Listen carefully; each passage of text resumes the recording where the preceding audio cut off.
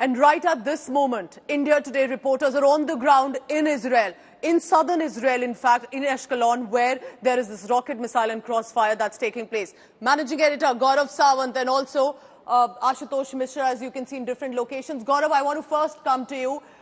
First, gentlemen, both of you, please be safe. Thank you for getting us this coverage.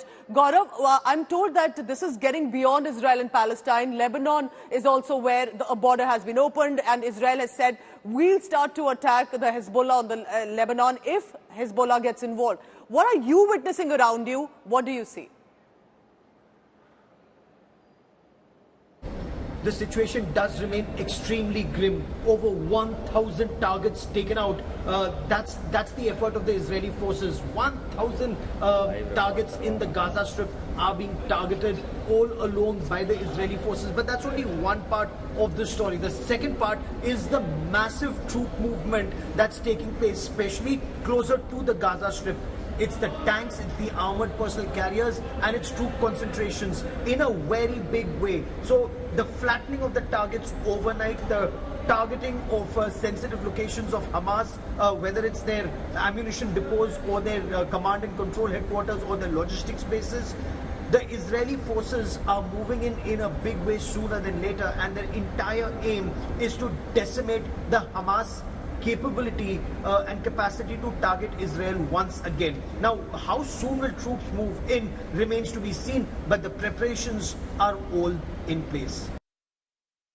Right, so now I want to go across to Ashutosh Mishra as well joining me. Ashutosh, this looks like a humanitarian crisis too, the manner in which crossfire is taking place, and people are getting killed both in Palestine, in the Gaza Strip, and also in Israel.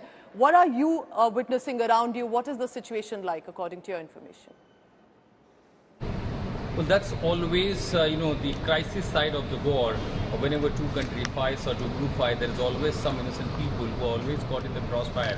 In case of, the battle between Hamas and Israel, indeed, these civilians and perhaps innocent civilians, both the sides have been worst affected. People have been killed, abducted by the Hamas terror organization from the Israeli territory, and subsequently when the Israel is now retaliating, responding to all the threats, because remember there are multiple rockets almost every day. The southern part are being fired now. Even there is another front has opened for Israel from the northern side.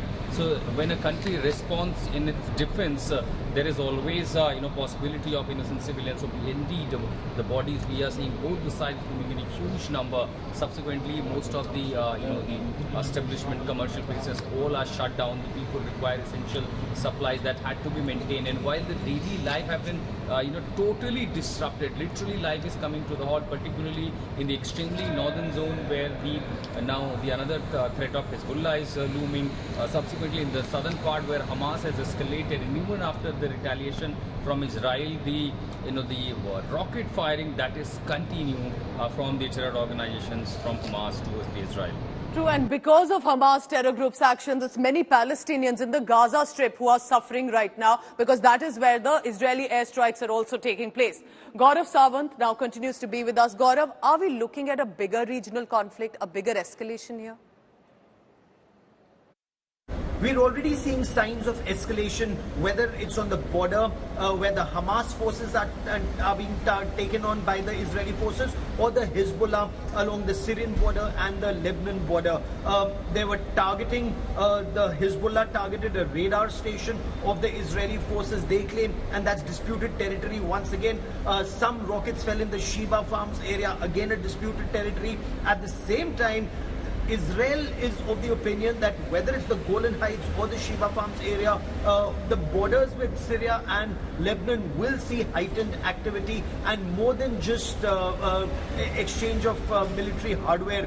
There was some movement that was seen. Some Hezbollah fighters have been targeted, some neutralized, some were injured. But in the days and weeks ahead, Israel is gearing up for a conflict on multiple fronts, and that's why the aim is to weaken the Hamas leadership, to to wage war. The fact that Hamas is still in a position to carry out rocket attacks into the southern part of Israel or even targeted some places closer to either Jerusalem or Tel Aviv is an indication that they still have the military hardware, they still have the capabilities, and that is where Israel is likely to intensify its operations along multiple fronts. And the largest troop mobilization, 3 lakh troops being mobilized, armored personal carriers, tanks, heavy artillery moving into the border areas are all indications that the moment the situation is sorted out on the southern flank of Israel, the offensive operations will begin. The United States is also deploying its aircraft carrier battle group in the Mediterranean Sea, and that's an indication that America is standing with Israel to ensure that others don't come into play, other forces don't come into play, and this is where deft diplomacy, military diplomacy, and all operations on ground will simultaneously be under global scrutiny. That's right, Gaurav, because in the latest, as the Western world stands by Israel and the terror attacks that Hamas has inflicted on Israel, the European Union has made an announcement that they are likely to set to suspend aid to Palestine. What is that going to look like as the counter-strikes and the pounding from Israel into Gaza Strip is on? Ashutosh, can I take that question to you? Because amid all of this, European Union's announcement, aid that is restricted to Palestine, and even Israel has said they'll ensure no fuel, no electricity. What happens here on then?